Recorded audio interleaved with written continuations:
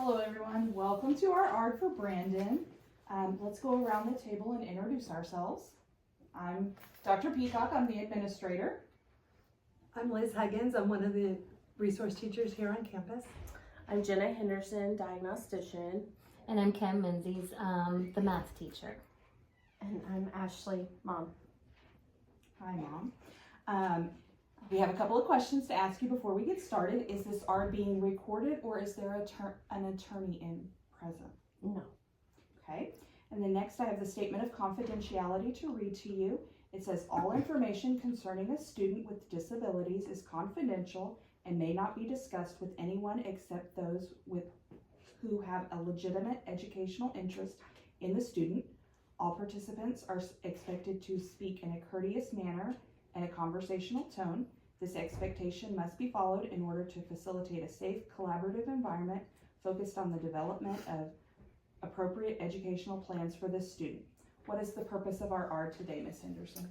The purpose of our ARD today is a reevaluation and annual for Brandon Smith.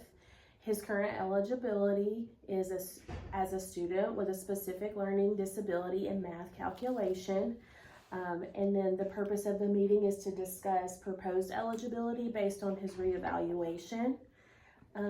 Mom, did you receive our procedural safeguards? Yes, I did. Okay, so I have a paper copy here for you as well. And when we open up to the first page, it tells you within it your different rights as the parent, our child find process, your prior written consent that you have 5 days to think about what we've proposed before we implement services, should you be unsure in any way. However, you do have the right to waive that, so we can start services as early as tomorrow. It has information detailing our parental consent and what your consent means on all of the documents that you sign. It has information pertaining to discipline for children with learning disabilities, what your rights are as a parent if you need to transfer to a different district. It also has more special education information. If we, for some reason in an ARD or in a future ARD are not in agreement, how we can mitigate that and go through the proper procedures to make sure that your student is served in the best program and supports.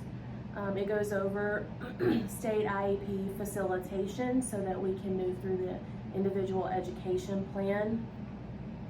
It has detailed information regarding mediation services, and then more information for due process and contact information, and just kind of outlines those things for you. So here is a paper copy, but you also receive that with your full and individual evaluation at least 5 days prior to this meeting. Thank you. Okay, thank you. Did you have any questions on those? No.